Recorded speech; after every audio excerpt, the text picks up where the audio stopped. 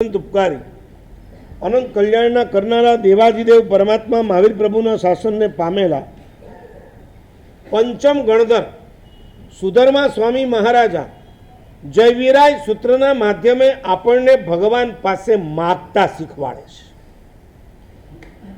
માગવું એ પણ એક કળા છે. ભગવાન પાસે આવીને ઊભા રહ્યા પછી શું માગવું જોઈએ એની પણ આપણને અક્કલ નથી.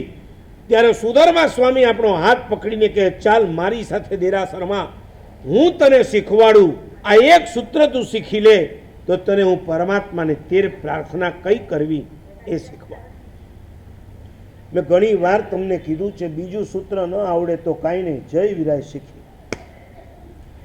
નમોત્થુણમમાં પરમાત્માની સ્તવના છે, જય વિરાયમાં તમારી પોતાની માટેની પ્રાર્થના છે.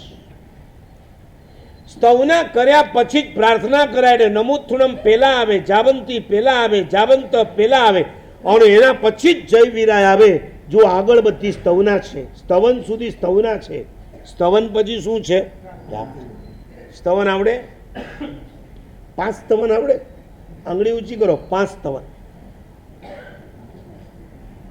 15 જણ ભાઈઓમાં 5 સ્તવન. બાકીના ને 1. રાકેશભાઈ કેટલા આવડે? 6, 7, 8.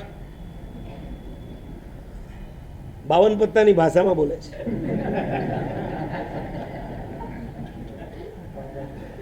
એ જણને પૂછ્યું કે દેરાસરમાં બસ એક જ સ્તવન કહ્યું, તું પ્રભુ મારો ને હું પ્રભુ તારો.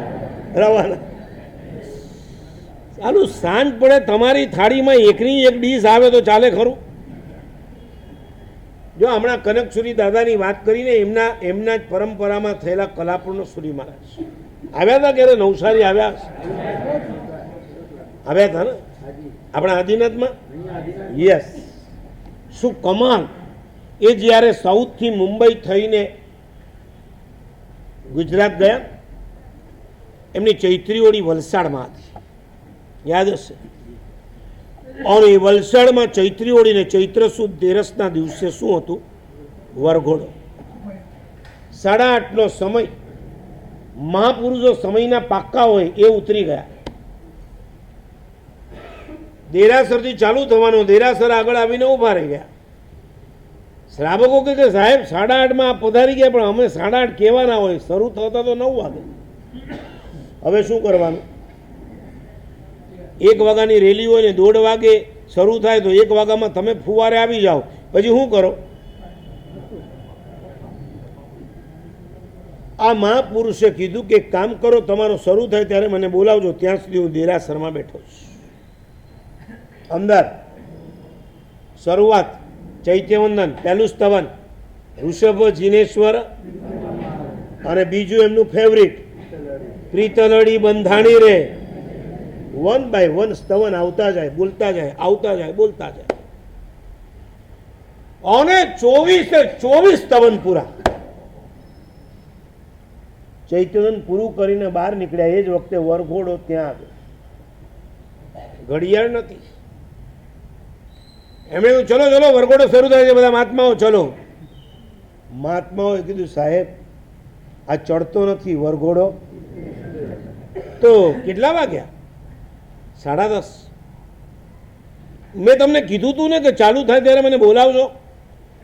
શ્રાવકો આગળ આવ્યા, કીધું કે સાહેબ અમે દેરાસરમાં આપને બોલાવવા આવ્યા હતા, પણ આ ભગવાનની સ્તવનામાં એટલા પાગલ બની ગયા હતા. અમને થયું અમે તો આવા પાગલ નથી બનતા, આપ પાગલ બન્યા જ છો.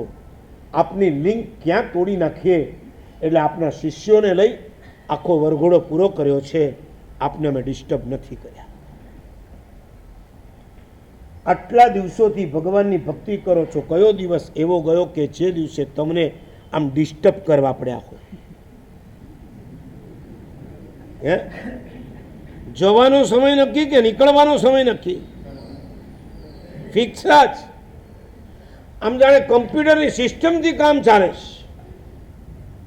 આટલા વાગે અંદર જવાનું, આટલા ભગવાનની આ ટાઈપ રાઇટિંગની જેમ પૂજા કરી લેવાની, આ 3 કમાસના, આ ચૈત્યવંદન, અને આ આવ્યો શરણે તુમારા, અને રવાના. ક્યાંય અડતું જ નથી. એક દિવસ તો એવો લાવો કે જે દિવસે તમે એમ કહી શકો કે મારા સવાજે નમોત્થુણમમાં ગાડી અટકી ગઈ, માણસે આજે જય વેરાયમાં ગાડી અટકી ગઈ, ગાડી આગળ જ ન વધે. ટ્રેનની ગાડીના પણ છે ને સમય ફિક્સ હોય છે, છતાં ક્યારેક ટ્રેન મોડી પડે છે, ક્યારેક નહીં, રોજ. તમે જોઈ લો છો ને મોબાઈલમાં આજે કેટલી મિનિટ મોડી છે એ પણ આવી જાય છે ને. ટ્રેન તો જડ છે, એ લેટ થાય છે. તમે તો ચેતન છો, ક્યારેક તો ડિસ્ટર્બ થાવ. જય વીરાય બોલો અને તમે ડિસ્ટર્બ થઈ જવા જોઈએ કે ભગવાન તારી પાસે પ્રાર્થના કરવા આવ્યો છું, મને ભવનો નિર્ભેદ થાવ. ભગવાન મારી દશા ઉલટી છે, મને ભવનો ભયંકર રાગ છે.